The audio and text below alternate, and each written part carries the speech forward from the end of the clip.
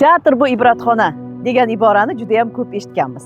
Ushbu iboraga sodiq qolgan holda Surxondaryo viloyat musiqali drama teatri 21-martdan 27-martgacha bo'lgan oralig'da teatr haftaligida o'zining ajoyib spektaklarini namoyish etadi.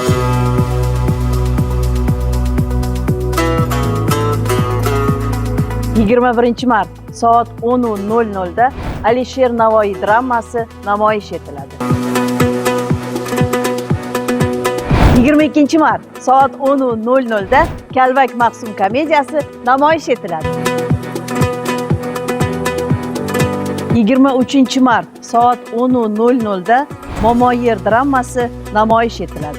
24-25-mart kunlari soat 10:00 da teatrlashtirilgan konsert dasturi namoyish etiladi.